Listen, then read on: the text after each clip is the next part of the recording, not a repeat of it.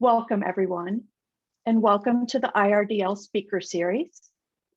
The series is coordinated by a working group of librarian researchers who participated in a professional continuing education program called the Institute for Research Design in Librarianship.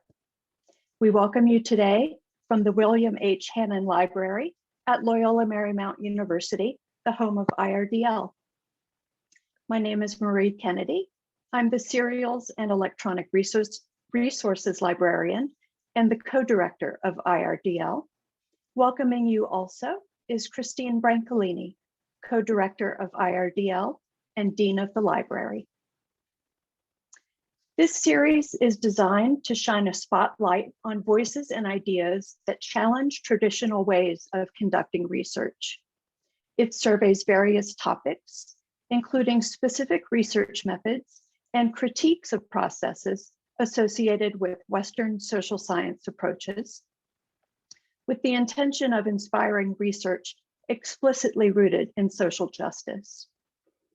As librarians, educators, and researchers, we welcome this opportunity to reflect and incorporate what we learn from the speakers into our own research efforts so that our methodologies incorporate anti-racist and anti-colonial practices.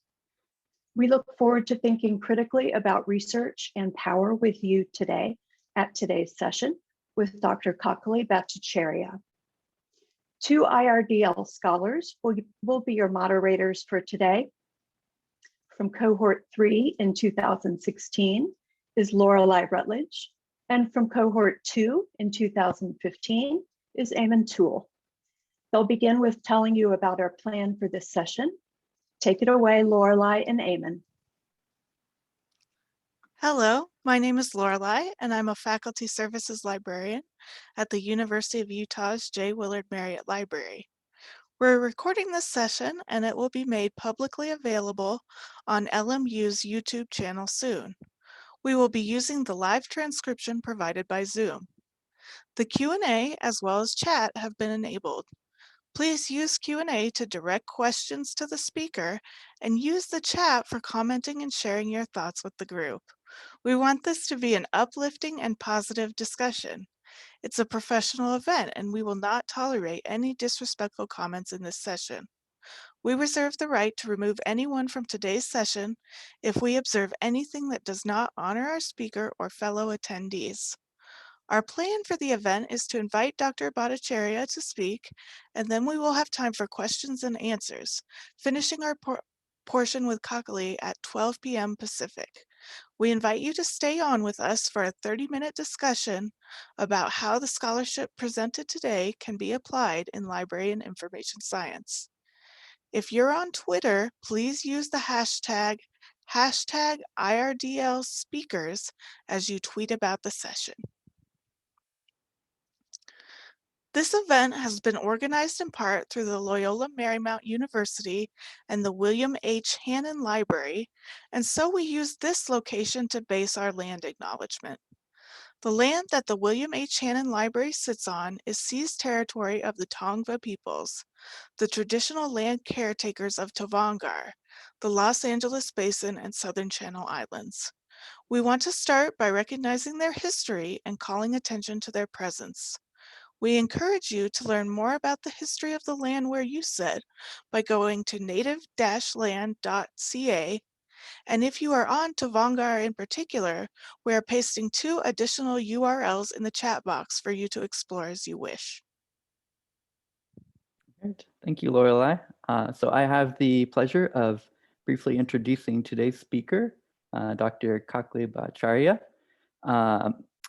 Dr. Bhattacharya is a professor at University of Florida and a qualitative research methodologist trained from the University of Georgia. Dr. Bhattacharya serves the College of Education and other social science students across campus. Her interests are in decolonizing epistemologies and methodologies, creativity as inquiry, contemplative practices and pedagogies, technology integrated learning, and social spaces. She's a Nepamplera, moving in and out of multiple worlds without being indoctrinated in any one. I'll turn it over now to our distinguished speaker, Dr. Bhattacharya. Thank you, Eamon, and thank you everyone for inviting me. It's a huge honor to be here. And thank you for the attendees who are here right now. As I saw where you were coming from, I was so honored that there's such a diversity of people from regions and positions, and I'm feeling very humbled in this moment. So let me get started as I create side to this. Okay. Somebody tell me in chat that you can see the screen that I have here. You can see my presentation screen, and also you can hear me well. Okay, excellent. Thank you. So I wanted to talk about decolonizing qualitative research. For whom is this work? And I'm also going to talk about why I'm writing decolonizing with a slash like that. Is it just a elitist academic move, or is there some reason for that? So I'm going to first just give you ways to connect with me beyond this conversation. These conversations are never complete within the hour. So if you need to connect with me, I put some of my social media markers here. So feel free to connect with me in any of those spaces. All right, so to begin, what I want to point out is that qualitative research in the world is generally conducted and has a history of being conducted from predominantly white countries. So if you think of people whose texts get used globally, locally, most of them are white. And because qualitative research is grounded in this epistemology of, researcher is entangled with the research, then it's really difficult then to understand qualitative research without understanding the whiteness centering that comes out of people's ways of knowing and being and understanding their world. And so what ends up happening is the ways in which qualitative research is normalized doesn't always have cultural congruency when people do culturally situated work. And so that requires more critical interrogation and more decolonial interrogation as well, because most of the world has a history of colonization, and therefore colonization, whether it's settler colonialism or whether it's countries that have been once colonized, all have to deal with the effects of colonization in terms of various infrastructure, including knowledge making and education. So that means that if that is the case, then we have to have some way of decolonizing the work that we do, decolonizing the ways in which we construct knowledge about research, about people, about discourses, about policies. So that's a sort of like a broad overview of what inspires me to be interrogative in this space. And then just to briefly talk about critical qualitative research. Critical qualitative research generally has a history of questioning power. It looks at power relations, and it understands, knowledge making through a local and situated way. And it tends to humanize the process. It tends to humanize people that haven't been always in the center of knowledge making, and it interrogates social structures of power in some form or another. And it privileges the relationships between the researcher and the researched, and it tries to balance out power between the researcher and the research and the participants. And then there is some skepticism over the innocence of folks that create certain structure, and then promote status quo about that structure. So people who locate themselves in critical qualitative research spaces, they will interrogate that structure. They will interrogate this innocence with which this is how we have done this. This is a thing to do. They will question that. What is producing this innocence? What are the structures that are producing inequity? And so they have that level of skepticism and interrogation that they bring to forth. And those skepticism and interrogations are carried through in institutional and organizational practices, because their jobs, critical qualitative researchers' jobs often are equity driven.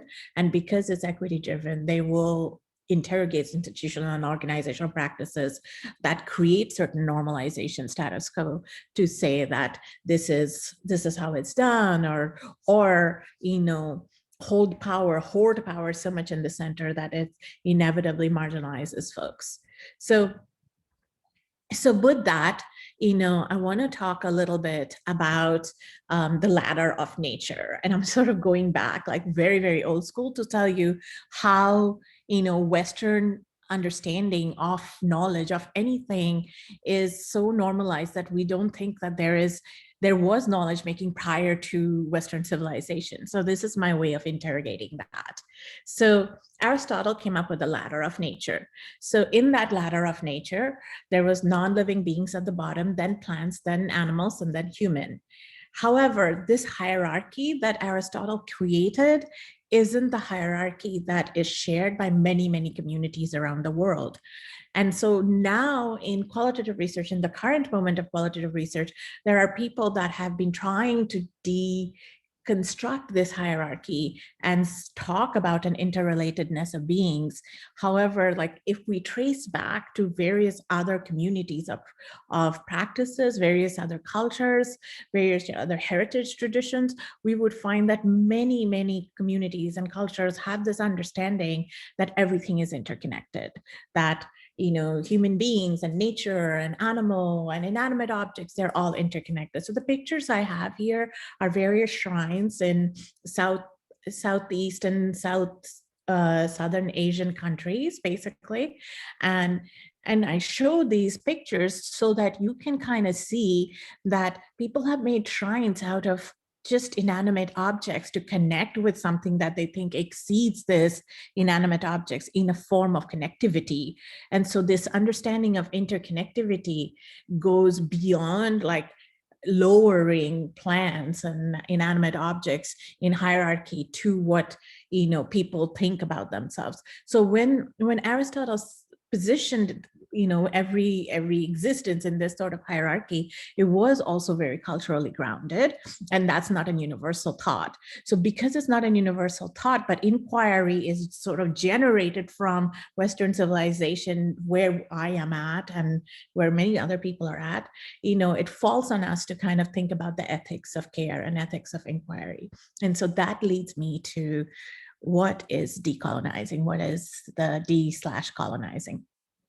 So when I think about decolonizing, I think about two different ways. One is folks that are in settler colonial nations, where the colonizers have come and the colonizers have created this sort of hierarchy between them and between those that they have colonized. And that hierarchy then gets fed through every structure within the space. So that can be language erasure, religious erasure, spiritual erasures, educational erasures, a whole bunch of different types of erasures. So as a result of these erasures, there are binary created between us versus them, us being the colonizers and them being the othered, colonized. And in their erasures, there's also theft. So it's not that erasure where we think that the colonized ways of knowing is absolutely wrong. It's that it's to make the colonized think that there is no value in their language. There's no value in this because it's labeled as backwards or uncivilized. But yet the colonizers will take that knowledge, take those resources, steal it, reappropriate it, and then create limited access so that only they can have access. And then those they stole from have to do a lot to gain the access and still stay on the margin of that. And so that practice then carries on even after the colonizers leave. And so their influence in various infrastructures still stays, but the agenda of countries that are once colonized versus the agenda of countries that are existing in settler colonialism can sometimes overlap and then can sometimes be very distinctively different if we're looking at a big global audience for this. And so because of that, I have written decolonizing as a slash because I think of this as this utopian desire to no longer be in relationship with anything colonizing, and then the existence in this current moment where you have to deal with all the forces of oppression that is colonial. And in order to do that, you're moving between an utopian desire of a memory of a future where you think that there is nothing that is, fed through a colonial system of oppression. And at the same time, you are also currently negotiating all the forces of oppression. And in this movement, the slash is also a movement between, a thinking of a future and an existence in the current moment. And in this movement, things get to be liminal, things get to be lost, things get to be reframed. And so that's where the D/colonizing comes. And I write it as a present continuous tense. And the reason I write it as a present continuous tense is because the work in this space is ongoing, and it's also present and ongoing.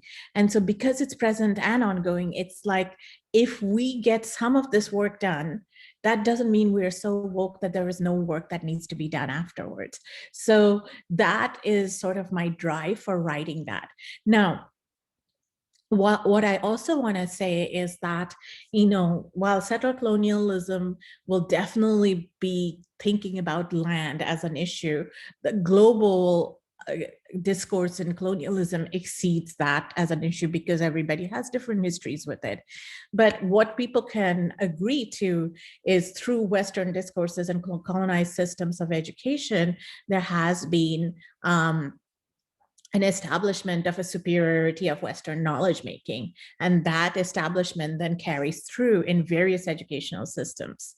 And Linda Tuihai Smith then points this out and says that research is a dirty word for Indigenous people. Linda Tuihai Smith is a Maori scholar from New Zealand, and she talks about how they would scalp the skulls of Indigenous people to create categories of subhuman so that they can then use their aggressive and hostile and dehumanizing treatment to those whom they have categorized as subhuman. Although the categorization is not needed because in other parts of the world, they have just directly gone and dehumanize the colonized anyway without any kind of categorization. But that's some of the history of the Indigenous people in the Maori culture in New Zealand. And so what I do want to point out is that decolonizing, the D/colonizing also points to the impossibility of returning to a moment that is pre-colonial. And the reason I think of that is that if you want to create an utopia in the past, you have to also know whether that past was free of other types of oppression, such as patriarchy and homophobia and transphobia and ableism and Islamophobia, all sorts of other structures of oppression. So there isn't really like an utopia to go back to that isn't free of that oppression. Now, there are some conversations about, how is decolonizing the same thing as critical? And people will say, no, critical is this, decolonizing is that. And what I want to bring forward is the entanglement of both and how they reinform each other and how they reinforce each other as well. So for example, my home country is India. So when the British were in India and they were brutalizing the Indian people, they were also creating disability out of that.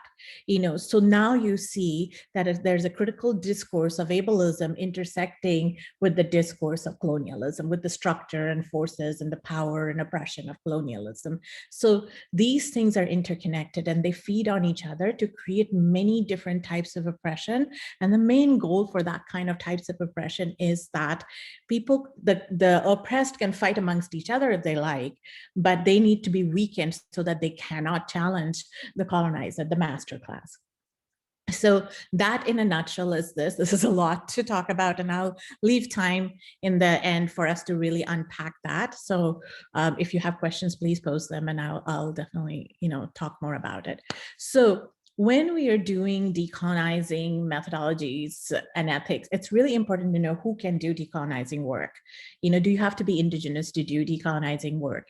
If you're working with people who are Indigenous, then it's very difficult to justify somebody who's a cultural outsider to that community, because those communities have a history of violence from cultural outsider in the name of research.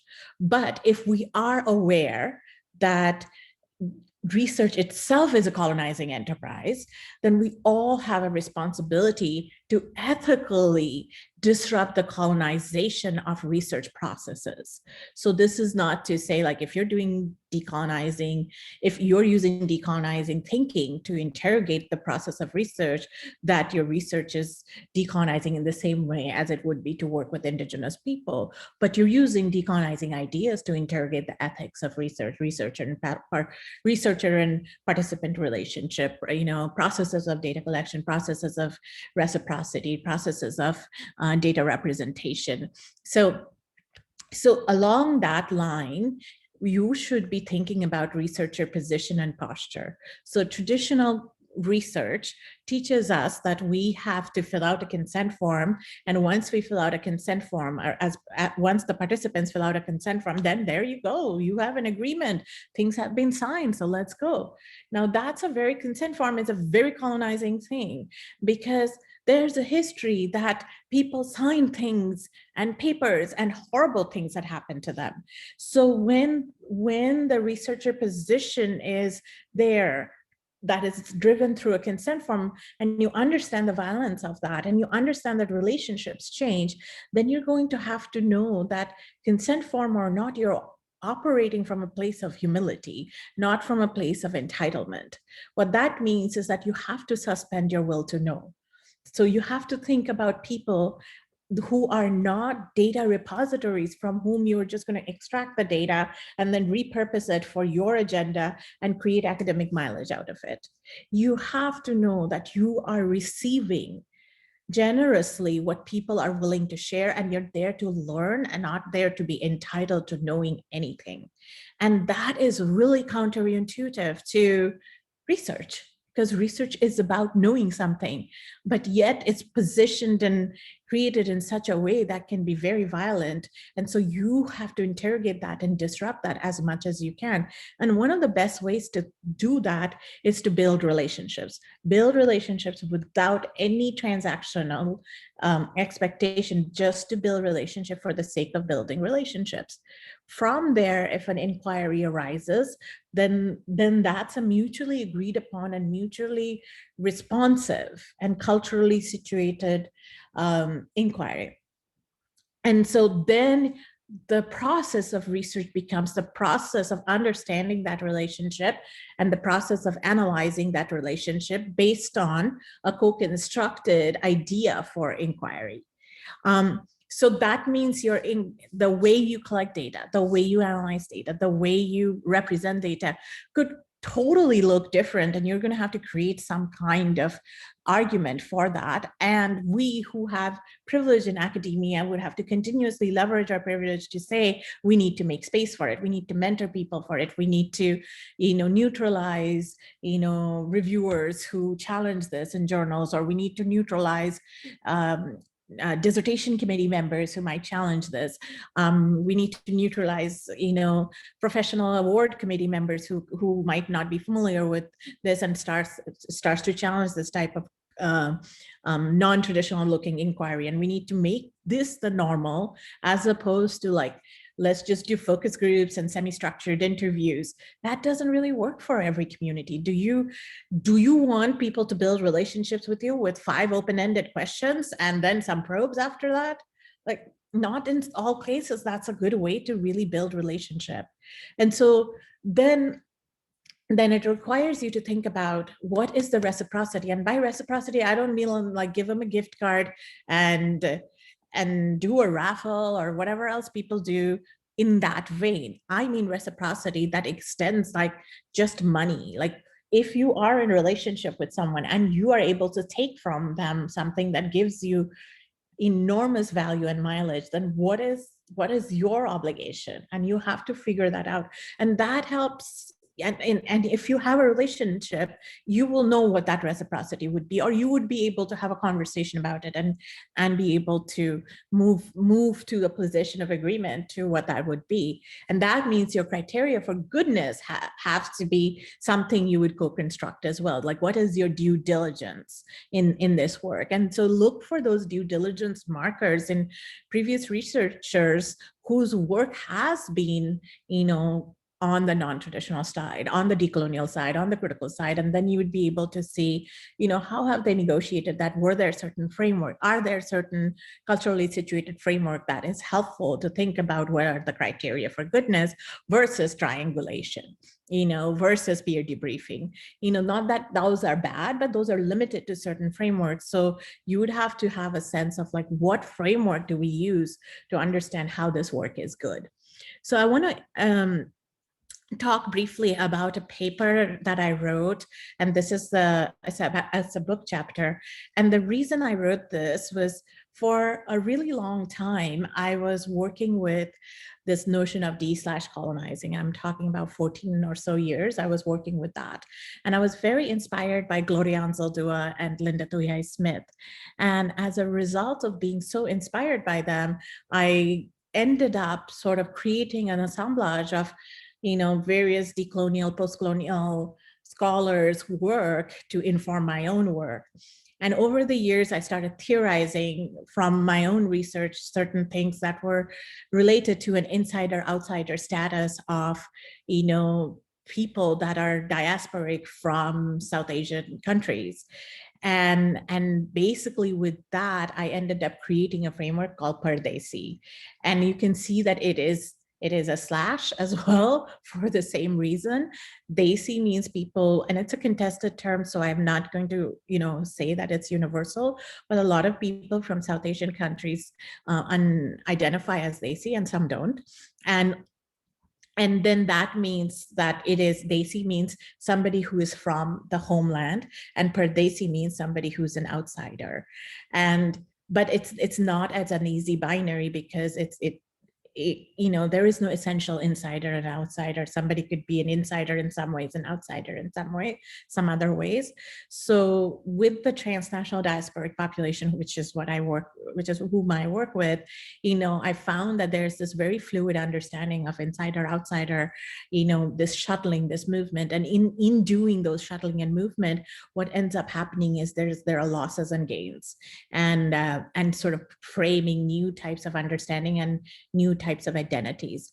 And because of that, I started figuring out like what were those trends that I was seeing, and created 6 tenets that came with this understanding of insider outsider for the population that I work with.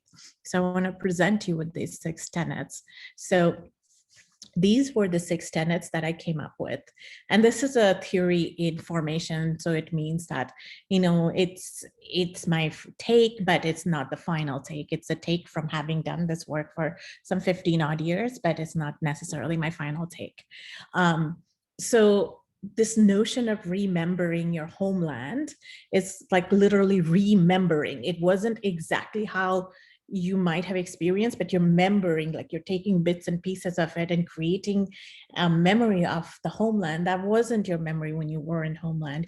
You may have created more romantic nostalgia around something that was probably not on your radar, or like second generation folks would say, second and third generation folks would say that they're being held to certain cultural norms that their parents are remembering, but that didn't exist when they were growing up in India or when their counterparts are growing up in India. So it's a memory of something that doesn't exist. It's a remembering and putting pieces together. And then with the more desirable other, that points to our sort of residual programming from colonizers and whiteness centering and colorism, and anti-Blackness that makes us think of, somebody who is not us and is close to whiteness or is white, that as much as you can approximate and assimilate, then you become, camouflaged in that, and hopefully then you wouldn't receive the kind of oppression you would receive had you not done that. So there is a lot of discourses and material practices that kind of go along those lines that need to be understood, interrogated, so that we understand in what ways we are continuously committing harm to ourselves and to other communities as well. And the notion of home as permanently deferred is one that happens to a lot of us when we're asked, like, where are you from? So if you ask me where I'm from, I can tell you my birth country, but I haven't lived in that birth country for as long as I've lived outside the birth country. So then home is no longer this physical place that you can return to, because even the physical place where I grew up is no longer my home. Other people live there now, so it's not my home. And so home becomes, these moments of anchoring, relationships of anchoring, and it's permanently deferred, and it's no longer just a place of dwelling. And then beloved and problematic communities. I created that tenet to say that there is some affinity to have people in the same side of community and in communal relationship. But in doing so, you also have to interrogate the stuff that you don't talk about, the difficult conversations. So what are some structures of oppression that we have normalized and we don't think anything about it? Ableism, toxic masculinity, anti-Blackness, Islamophobia, transphobia. So we need to have patriarchy. We need to have those kind of conversations as well. And the fifth tenet was commodification of multiculturalism and diversity. A lot of times we are obviously doing the fun food flags, and diversity, equity, inclusion is a big sort of buzzwords now, and it gets commodified and appropriated. So we have to have more than like a tokenized inclusion to really do the work of diversity and to really honor, cultural diversity, knowledge diversity, philosophical diversity, ableism diversity, all of those things. And any kind of justice-oriented agenda should have healing as a counterpart to it, because justice means that there has been injustices done. Injustices done creates harm. The antidote of harm is healing. So there has to be restoration and healing, and we have to work towards communal healing so that if we heal, we also have an ability to build connection. So while hurt people, healed people can also heal others, and healed people can build bridges, and healed people can come in solidarity, and healed people can hold space, difficult conversations. So that's why these 6 came out in my work as the most salient ones that I've been seeing in what I have done over the years. And then what does that mean then if you are to do this work? What does that mean when you want to do this work, and how you might do this, and what kind of methodological moves you might make? So the first move that I want to share with you is from what I was talking about earlier, is that you have to give up your will to know. Even though it sounds like it's counterintuitive, you have to give up your will to know. You have to reframe how you posture as a researcher. You have to interrogate the powers that you have as a researcher given to you by a certain institution, by a certain consent form. You have to let go of those anchorings to see what else you can find out if you give up your will to know. And that is a hard thing.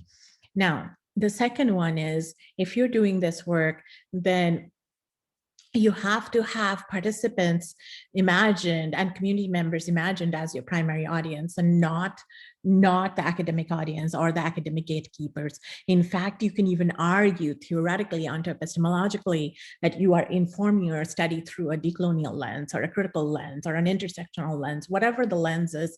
If you're informing your study through certain lenses, it requires the disruption. It requires the reprioritization, and your writing changes, your thinking changes, your designing of research changes if you think of your participant as your primary stakeholder, as your primary audience. It's the group that you care about. And a good exercise in that is to kind of look at when you are designing your study or reporting your study, imagine a room full of people that are your participants, similar to the participants. And imagine if you were to say these things in front of them, what does that do? What would that do? What kind of ethics would you carry with yourself to do that work? And that really gives you a way to then make new paths, because the colonial structures are so pervasive that we don't know where we have taken it for granted, where it's invisible to us. So that's why we have to have these sort of multiple different types of interrogation practices that allow us to disrupt, to see on a granular level, how might we do this differently? How might we do this in a way that honors the community members and the participants in ways that probably traditional research would not create that kind of honoring. Citational politics is really important. In another piece I wrote about people can theorize from the streets. So if there are certain theoretical frameworks that are privileged in academia, it is not necessary that we use those frameworks. We can use folk epistemologies. People theorize from the streets. People that are most oppressed, multiply oppressed, have a very good framework on what is dangerous, what is not dangerous, how to escape, how to have coping skills. They have frameworks. They just don't frame it in the same academic language all the time. This is from an embodied perspective, and that should not be taken as knowledge that is undervalued. So if you have people in your communities that have frameworks that allow you to have certain worldviews, then use your position in academia to leverage those worldviews, to expand the kind of conversations that we have, and then use those worldviews to create new knowledge or to create knowledge differently. And that requires an interrogation of citational politics. Who are you citing? What are you privileging through that citation? What assumptions are buried in that citation? How are you centering and decentering people with privileges? So that's really important. And then data analysis is not just about coding things and coming up with themes. Data analysis then has to be about relationship analysis. Anything that you have received as a result of being in relationship with the participant, and I'm not talking being in relationship to build rapport, I'm talking being in relationship to be in relationship. That relationship won't end because your study has ended. That relationship would be ongoing anyway. So if you have those relationships, and you have built those relationships, then data analysis is the analysis of information that was created through that relationship. So it inevitably is a relationship analysis too. So when you are doing this work, again, think about it in terms of like, how is this relationship allowing this production of knowledge? Because that production of knowledge is connected to the relationship. It doesn't exist in vacuum. It's connected to the relationship. So it has to be built into your analysis and your understanding and your insights.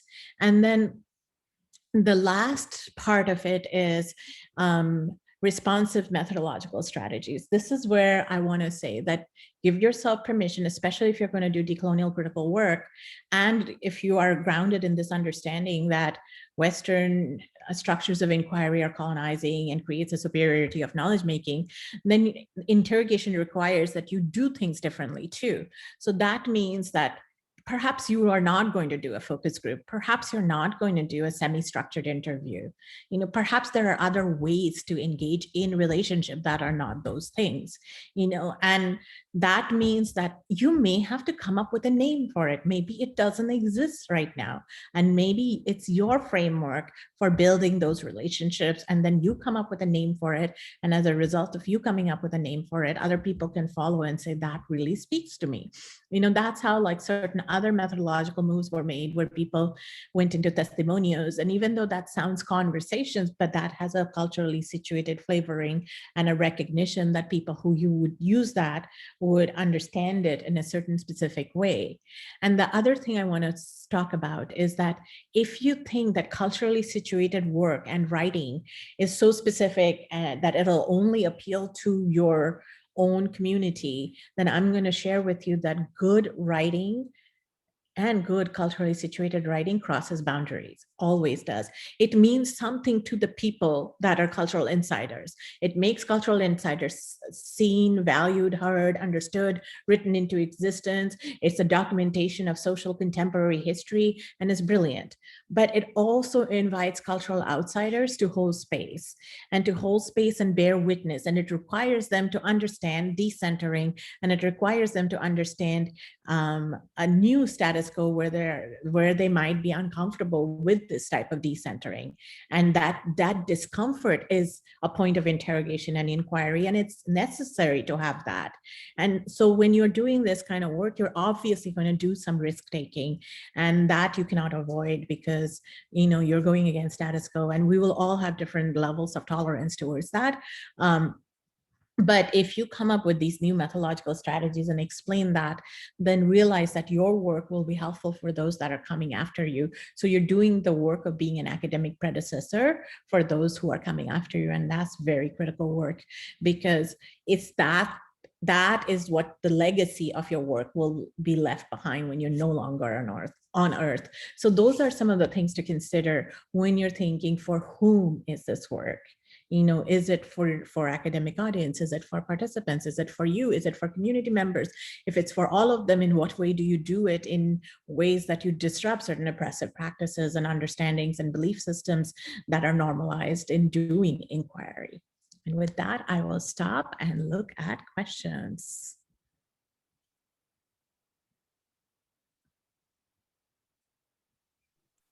Yeah, thank you so much, Kakali. That was amazing. So yeah, we can turn it over to some questions now.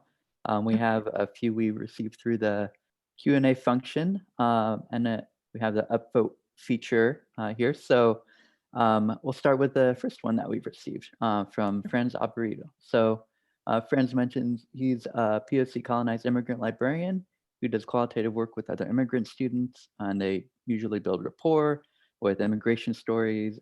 So what are some things to consider when guiding a discussion on immigration status and these cultural perceptions of knowledge? He mentions a little bit about, he asks the students if they want to see the article draft and shares transcripts, but are there other kind of methods or strategies that you might recommend? Yeah, so I think the thing to work when whichever group that you want to work with, it's important to know, like, what is the most natural way that they would want to interact, you know? Oh, where did this question go? Did you dismiss it? Where'd it go? I was looking at the question. Yeah, sorry, I'm not sure where it went. Okay, all right. I'm gonna try to remember all the. I think it just went down a little bit on the screen. Okay, I see it. I see it. Okay, got it. Okay, so it's really important to think about, like, these immigrant students, you know, what are some of the ways that they express themselves? Like, what are their best expression of themselves, expression of their stories, you know? And those are their natural ways of expressing themselves. Now, how do you, when you form a relationship with them, do you have those access to those natural ways of expressing themselves? And if you have those access, which you will, if you build relationships, not so much the rapport building that I was talking about before. Rapport building is transactional. Relationship building for the sake of relationship building is non-transactional, and it's unconditional. So then it doesn't end because the research has ended. So when you're building those relationships, you're going to understand, as a result of building those relationships, what are the natural ways that they express themselves, they express their experiences, they express their worldviews, they express their opinions. And then you construct some methodology, you construct some understanding of collection of those types of ways of expression. And that can be, that's not something that's formulaic, that's emergent from that relationship, you know. So the good sort of prompt to ask in those scenarios is that, if this is not an academic study, I didn't have academic gatekeeping on this study, I didn't have academic guns pointed at me, how would I be doing this work? How would I want to do this work? And that usually gives you more pathways when you release yourself of those restrictions, because those restrictions keep your head into, like, I have to have transcripts, I have to have this, I have to have that. And maybe you don't have to have all of those things. Maybe it's not necessary to have all of those things. Okay. Thank you so much. So the next question we have is, building relationships requires trust. Oh, sorry, the question moved. Okay, there we go. Building relationships requires a level of trust. Who would think colonized and oppressed people would ever trust their colonizers and descendants? If they accept such a situation, they might accept it temporarily. Would it be important for the researcher to clarify their position and to acknowledge this to research participants before starting an interview, for example? Absolutely. It would be even before the interview. It would be before you even do informed consent. It would be when you share the reason for your inquiry. What's your stake in it, you know, and why are you doing this work, and who are you to do this work, and how will you be honored by this work? A lot of people, obviously, for very good reason, would have skepticism for somebody who is coming into a space to do inquiry, and if that space really honors more of a master narrative and a grand narrative and a privileging of narratives that have hurt their people, you know. So absolutely, the skepticism will be there. So sometimes you also have to consider, like, are you the right person to do that work? Like, not every research needs to be done by you. You know, are you the right person to do that work? And if you're not, you're not. Like, you do not have an entitlement to knowing things. Certain knowledge are sacred and you don't have access to that. So it's really, that is why the relationship building is so important. Like, what kind of access do you have, and why? And why are you the person to do this work? And that needs to be very clear in your mind and communicated with the people that you're working with in advance of any kind of information gathering, even consent form gathering. Like, those discussions have to be very deep and very much based on, like, this is how we can come together, you know, this is how we can collaborate. This doesn't mean everything has to be participatory action research, but there has to be an understanding of the participants' agency and honoring of it in order to do that. And not just like, I will give you transcripts to check and you will tell me whether you said this or not. It has to go beyond that. Thanks, Kakali. So we have just a quick comment from Brian Alexander that I wanted to mention. He is one of your biggest fans, and he does mention you're theorizing the / and decolonizing as a political process that is present and ongoing, and I just wanted to second that. I think it's a really powerful way to think about kind of that contextual and ever-changing nature of power and how that influences research. So thanks, Brian. It's a sassy /. I don't know if you can say that quickly, but it's a very sassy /. Yeah. Thank you, Brian. That's so good to see you here. Thank you. So a question a little further down, I thought was interesting from Max Macias. How is power in the academy reacting towards decolonization efforts? I don't see much of oppression as having to do with ignorance, and it's more about power.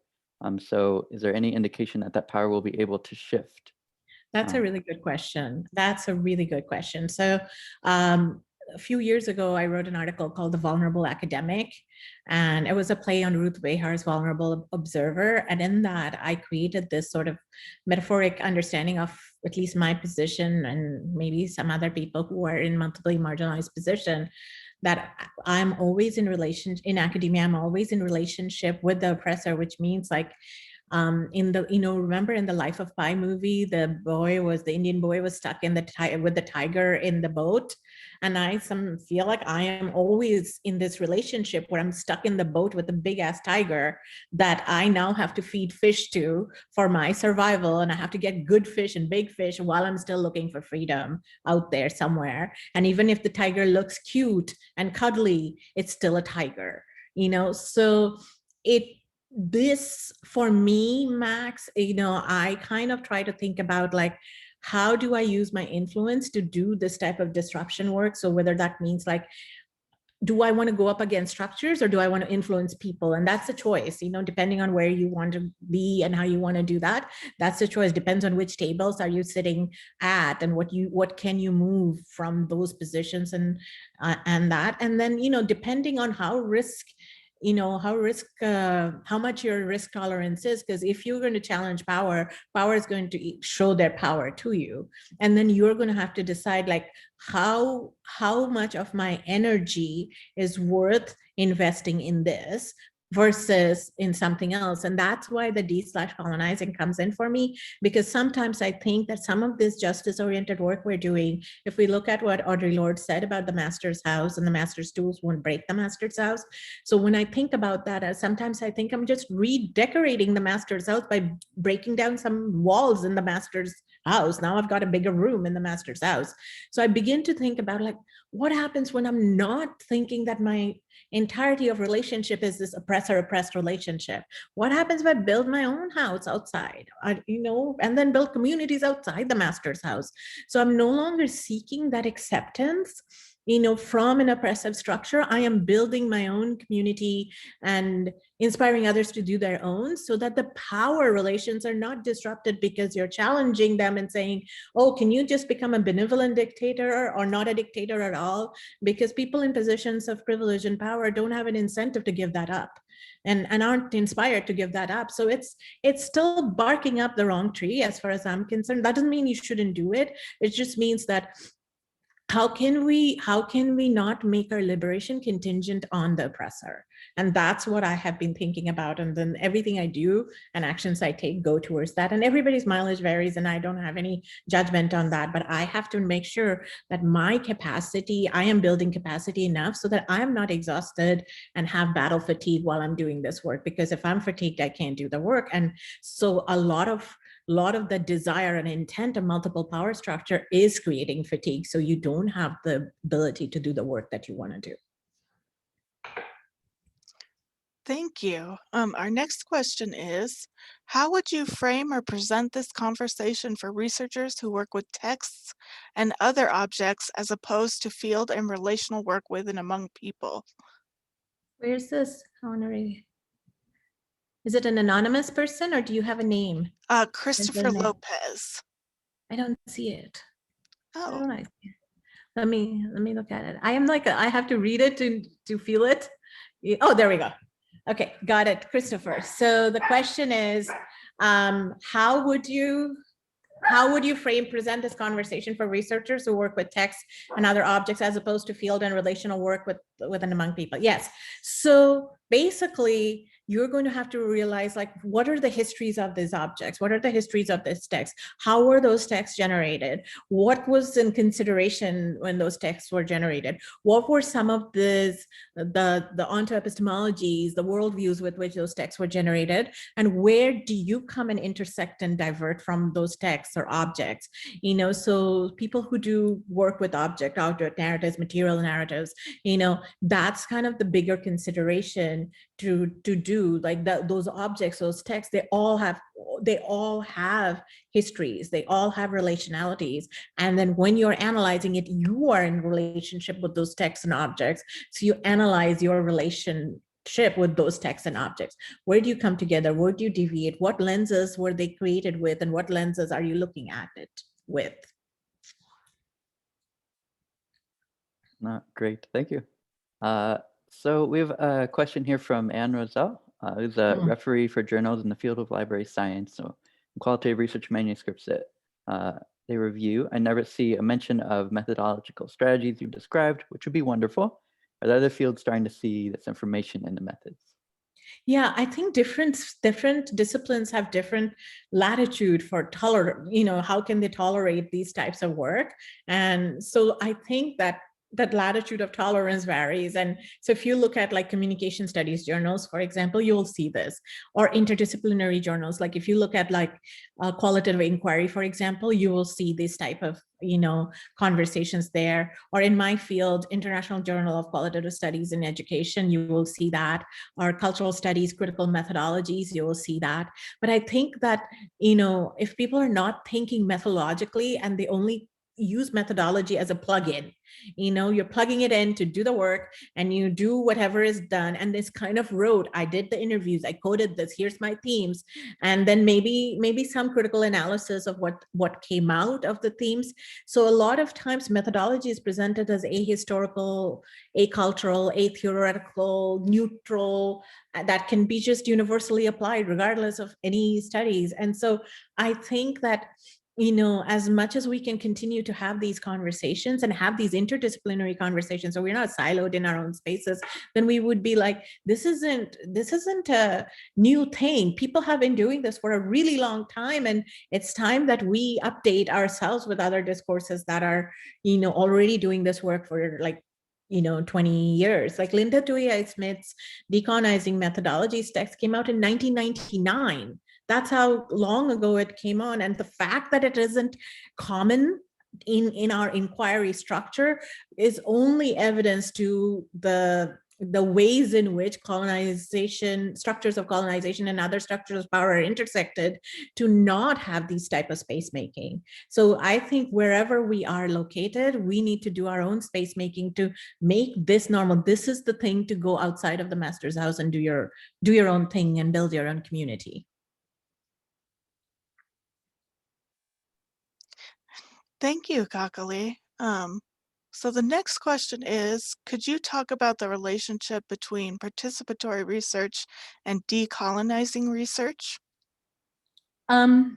They can be very related, so if you're doing participatory research and decolonizing research, you're obviously going to be informed by discourses that you might have seen in participatory research spaces and discourses in decolonizing work. But I think the intersection, the critical intersection, is to understand what is normalized through colonizing structures of inquiry, and how do you bring awareness to it for yourself and also for participants if it's necessary, or people with whom you're working, with whom you have this sort of more diffused power relation where, researcher participant boundaries are much more blurred. Then you want to have those anti-colonial, decolonial discussions, but you have to understand what is the influence of colonialism in how you come together, how you want to construct, the relationship, and how you want to present and produce things out of those relationships. So that has to be sort of felt and understood and embodied between you and whoever else you're working with, and histories, local, national, global histories as well. Perfect. Thank you. All right. So one more question, if you don't mind.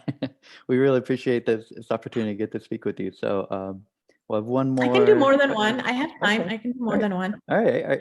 Let's say two then. Great. Thank you. So a question from Sarah Smith. I'm intrigued by the way that Andalusia informs your work. Do you think that we can think about these research relationships as a space of Nepantla? And how do you think about these connections?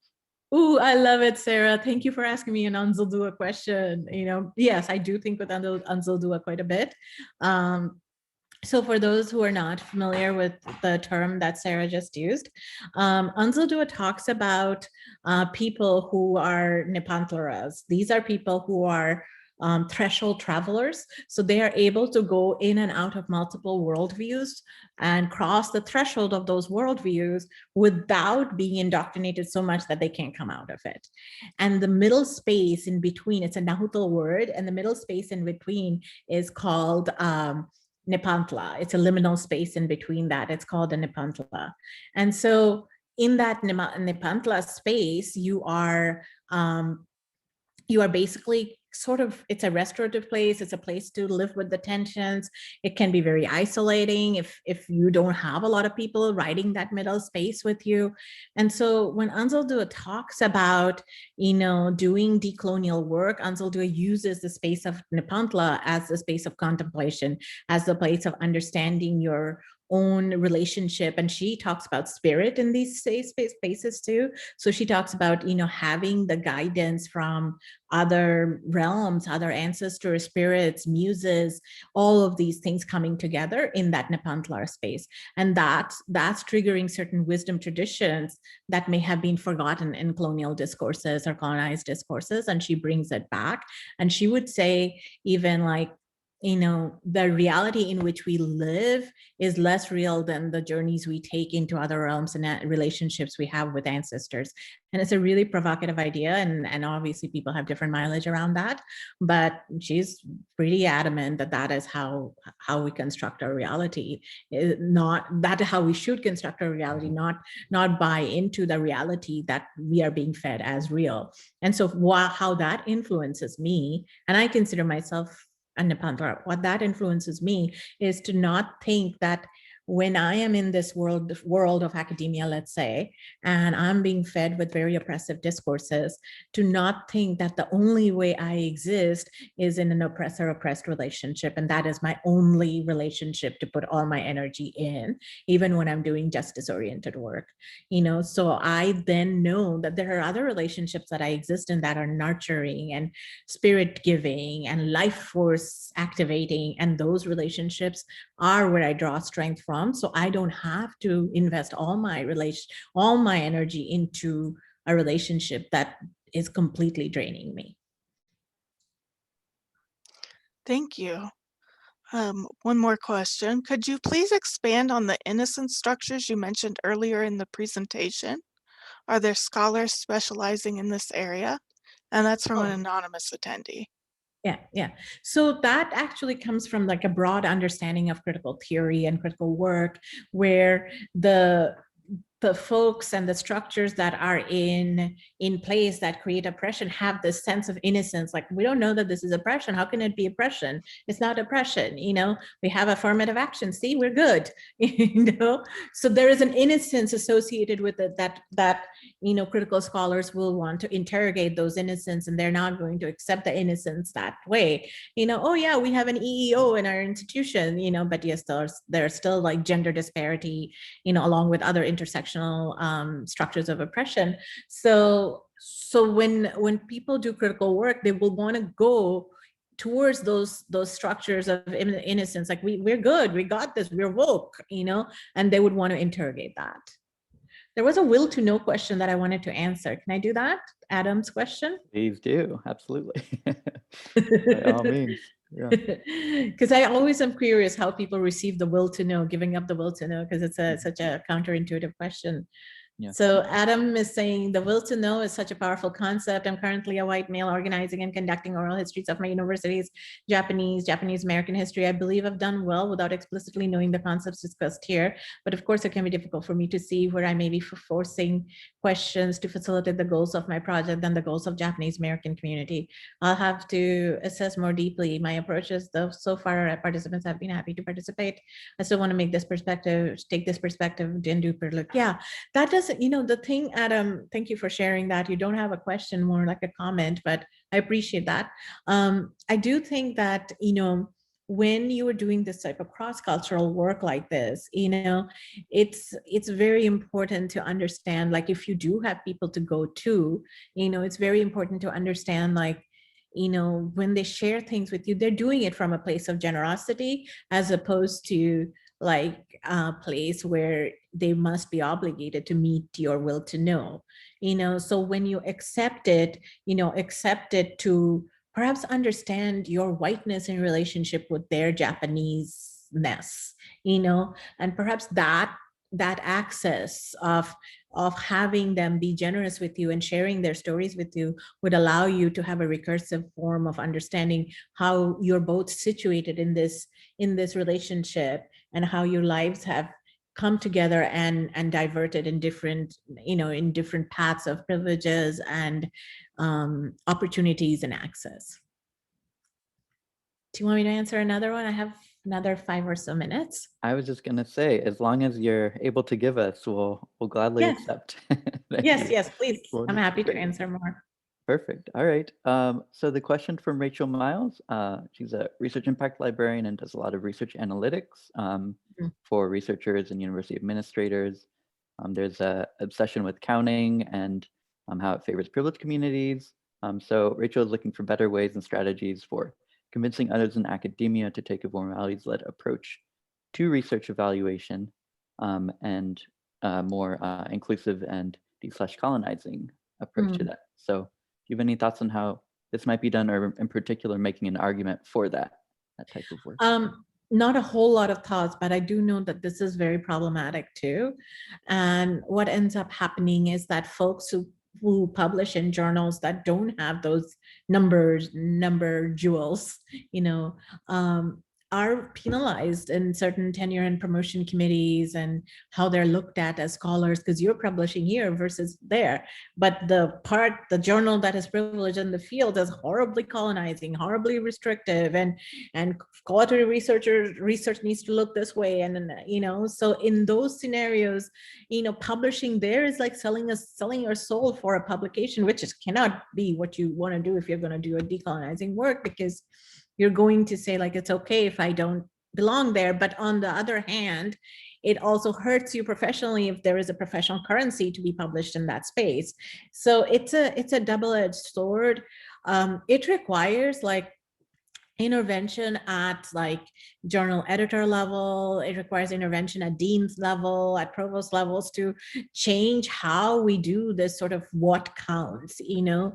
And when I went out for tenure and promotion, and I've done that like 3 times in 3 different institutions, you know, I continuously talked about what counted was, you know, what the work the journal was doing. I usually had a letter from the editor, and how much it's respected in the space of qualitative research, let's say, and how many submissions they get and how much they reject it, because there's so many people doing this type of work that they are only selecting the top 5% of it to have it published. And so they don't have a knowledge of this worldview. So I have to do a lot of educating, and that I can do from a faculty level. But I think that, you know, whoever has a voice in saying how to count this towards whatever goal, you know, should be disrupting the counting of it that way, and make space for others. But beyond that, I don't have like specific strategies for this, other than like, whatever you think is values driven and whatever that means to you, advocate for it anyway. Even if no one's listening, if you keep talking long enough, you can come to a place and people can ask you to do keynotes, as long as you advocate for it, even if it's, you know, just doing it alone. Great.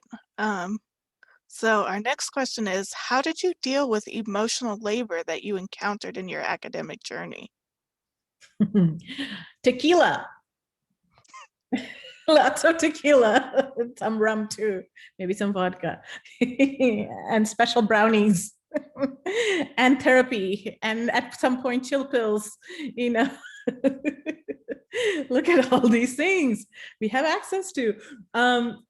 So basically, initially it was very hard. Initially it was like, oh my God, I was naive. I thought like, I am going to change the world. And I did not realize there's so many different forces of oppression, you know, targeted at you regardless. Like you don't even, and especially if you are a person of color, and then if you're, you know, minoritized in multiple ways, more than I am, you know, sometimes those forces of oppression don't even have to have a reason to attack you. It's just, you are in their space breathing. Let's just do attacking. Other times, if you're just doing your work and that's it, but your work is good, and then that creates a contrast between those that consider themselves not doing that kind of work, you end up having target on your back too, you know. So, and then there is the emotional labor of bearing witness to other people's pain through the research work that you're actually doing as well. So it's hard, it's really hard. So I ended up, Monisha, deeply engaging in contemplative practices, you know, beyond all the other things that I said. You know, I deeply started engaging in contemplative practices, and I started thinking about what does healing look like when we're doing this work. And that's why healing is on my tenet, you know.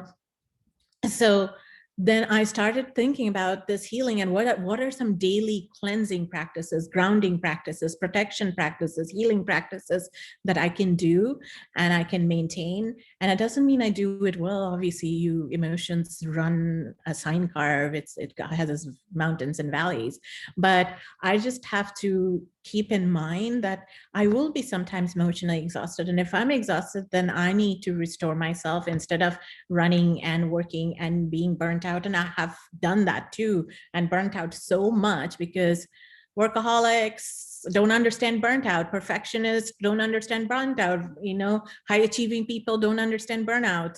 So the only time we understand burnout sometimes when you're physically stopped in a hospital ER.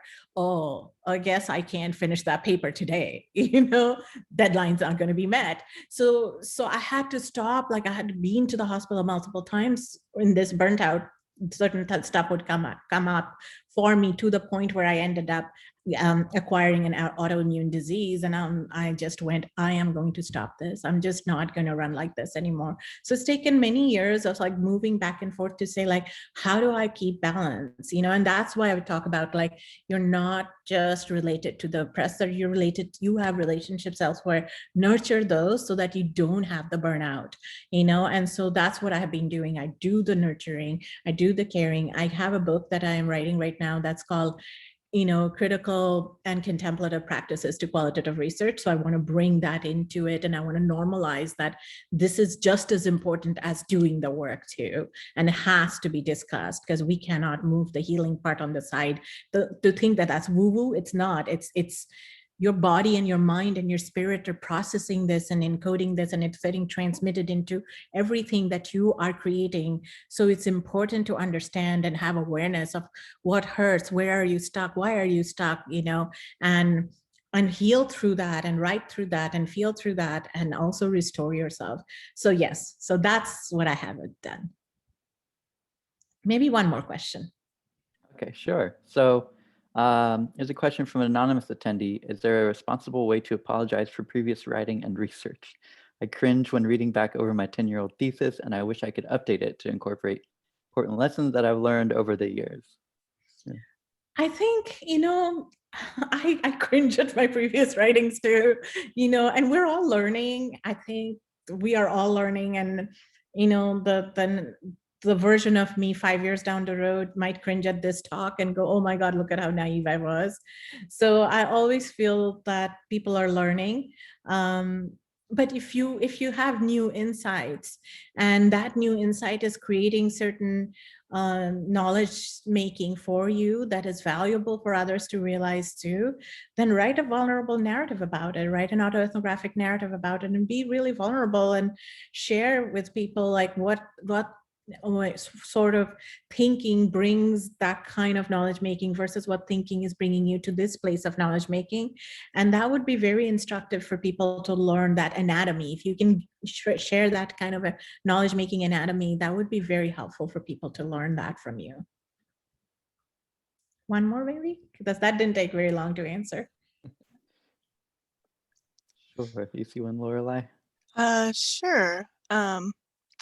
What about the intellectual products of the research? Are we interrogating the traditional journal article, monograph? I think, I talk about decolonizing work as pest control work, in the sense that you spray all over the house because you don't know where the pests are.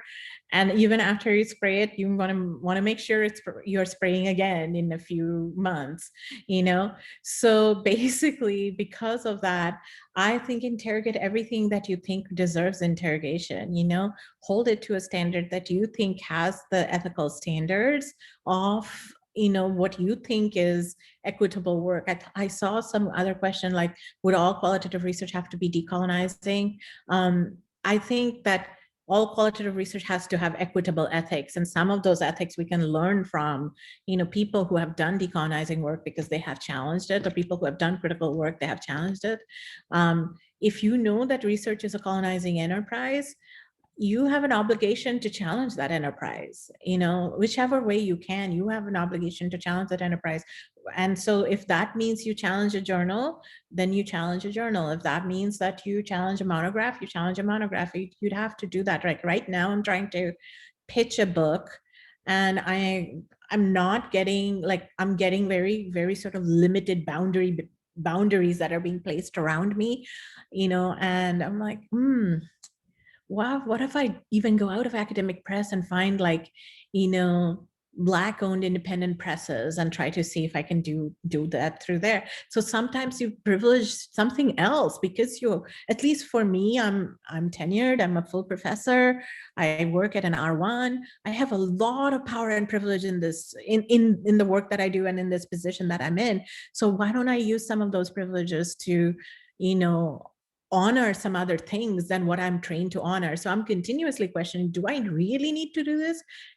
I don't need another book published by a certain press to say, look at my work. I don't need that. That is not why I'm doing the work, So why don't I do it another way that maybe isn't all that academic, but I don't really care. Oh, love it. I think that's a great note. We want to make sure that you can get to your next thing as well. So maybe we could end there, but yeah, really, we all appreciate your time very much. And I will turn it over now to Marie. Thank you very much, everyone. So we're now going to move on to the discussion part of this event. We'll reconvene after a brief comfort break. of 4 minutes to discuss how the scholarship presented today applies to library and information science. But before we break, we would like to extend thanks to our speaker today, who will now lead the session. And we'll see you in 4 minutes.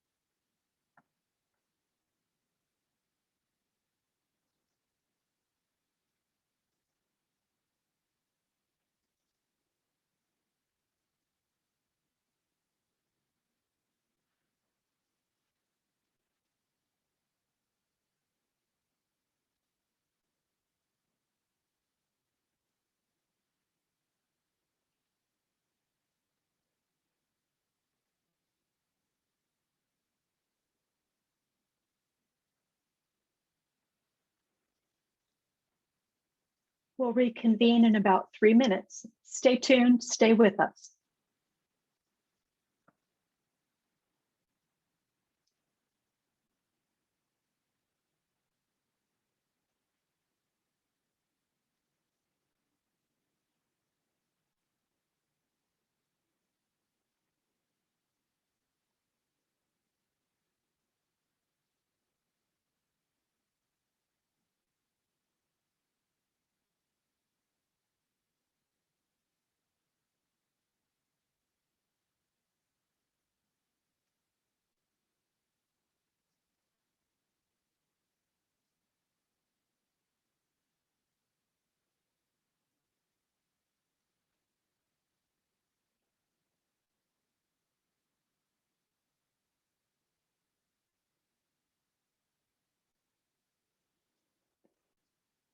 We're taking a moment just to get a big stretch, and we'll be back in a minute.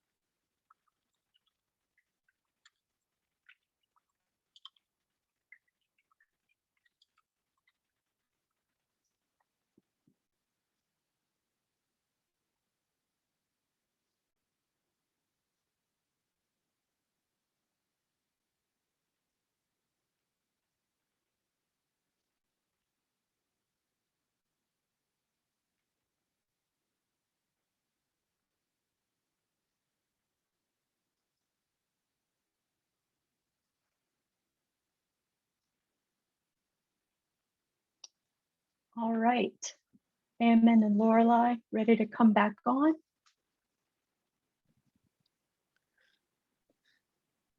Hello. Yes, thank you so much. Thank you to all of you who are joining us for this Q&A. Since we were able to spend a little bit more time with Kakali This is going to be a little bit shorter, but we're going to discuss how the scholarship presented today applies to library and information science. Yeah, so for our discussion, we have, due to the Zoom webinar format, a little bit different way of doing things. But we have a question that we'll ask, and you can enter your responses and thoughts in the chat box, and we will moderate based on that. And then if there are any questions that you want to ask the group as a whole, you can use that separate Q&A function.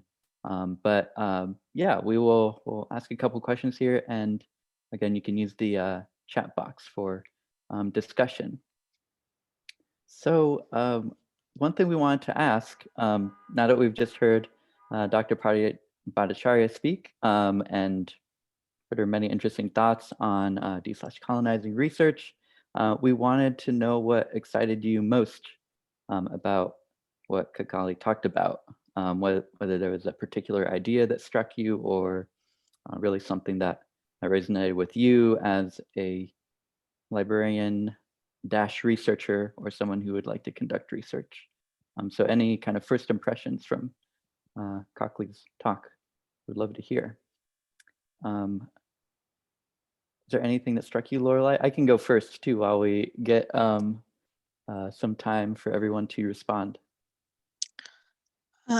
I think what really stood out to me, Eamon, was Dr. Bhattacharya's focus on building a relationship with your the people that you're researching. So I feel like I've heard about that a lot, but I thought that she made some really good points about, you know, what reciprocity is or what expectations are for engagement are really going to differ between communities. And it's your responsibility as a researcher to engage in some non-transactional relationship building and to really be aware of those participants as people.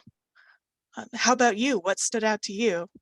Yeah, I think that was definitely one takeaway for me. I really appreciated how Dr. Bhattacharya went through the different pieces of the research process and thinking about, you know, all those different aspects that go into conducting research, thinking about your positionality, your identity, and how that bears upon how you approach conducting research, right? Like, are you the best one to do this work, right? Why is that, if that is the case? And then what is, again, that reciprocity that she mentioned between the researcher and the people involved in the research was, I think, really an important thing to consider in all research, but librarianship especially, because we often do work directly with students and researchers and the public in our work. So yeah, what we can do is read people's comments aloud as they come in. And yeah, we're getting some good messages here in the chat. So by reading them aloud, we'll make sure it's available to people who are streaming this talk on YouTube, and will be represented in the recording as well. So we have a good comment from Anne saying consent form is not the end, right? That was an important point and concrete piece of that research process, right? So inspired thinking about changing relationships with participants.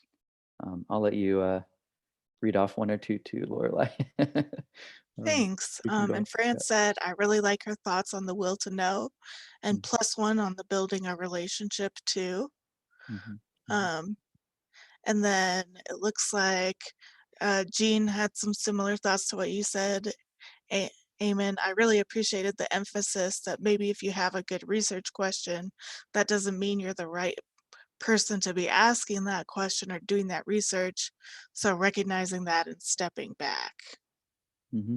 Right, exactly. So does this need to be researched for one? Am I the person to do that? And kind of questioning that what is usually an extractive type of relationship, right? There's that sometimes uncomfortable power dynamic between the researcher who has institutional backing and significant amount of power and participants who likely do not, right? Yeah, and that's right. There are definitely some parallels, as Anne mentions in the comments, with action research in libraries, which is really designed to investigate a problem or issue in consultation with the people facing that problem or issue, and identifying solutions alongside them. I think that's a really great method and approach to these types of things. Yeah.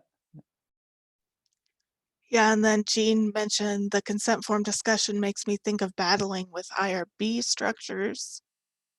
Mm-hmm. Yeah, if you're doing research with people, that'll be something that you'll have to do battle with, absolutely, right? And that's, yeah, absolutely, a sticking point, quite possibly. Yeah, and then Hillary mentions, I think it's interesting to think about being critical about the constraints and assumptions / values that academic publishing puts on researchers, and that when thinking of developing our collections, we need to think beyond, this is a good publisher, and look more closely at, but back to how are they helping and what are they answering? Mm-hmm. Yeah, absolutely. And then this was, thank you for mentioning this, Carmen, imagining the participant as the primary audience and not the academic audience or gatekeepers. I thought this was a powerful visual to have in mind, Carmen says. So yeah, absolutely thinking about, first of all, who is your research for? Who is it intended to help? Is it simply something that you need to do and get published? It may be, but there are also ways to make that participant centered and increase that reciprocity between the researcher and the subjects. Right? So that's, I really like that point about yeah. Yeah, and then kind of just also the point that IRB may represent a colonizing approach to research in human subjects. Mm-hmm. Mm-hmm. Yeah, exactly. Yeah, so we see, yeah, a lot of these structures coming up in how research is traditionally, Western. It is representing all sorts of methods that are not necessarily suited to de/colonizing work, but there are smaller things, I think, that Kakali mentioned, and ways of thinking about research that can really be brought in to that work that we're doing and incorporated in smaller and meaningful ways. I'm sorry that our time is up today. This has been a really good, just in these 10 minutes, you're already inspiring me to think about ways to incorporate this into my own research practice. So thank you to our excellent moderators for today. And thank you to our attendees who've stayed here and engaged. Please join us next week, February 18th. We welcome our next speaker in the series, Veronica Velez. Thank you especially to our excellent moderators. Thank you to Loyola Marymount University for its support of IRDL. And thank you to the Institute of Museum and Library Services for your support of IRDL for 6 wonderful years. Thank you to the team that labored to put together this learning event, and we look forward to learning alongside you at our next session. Have a great day, everyone.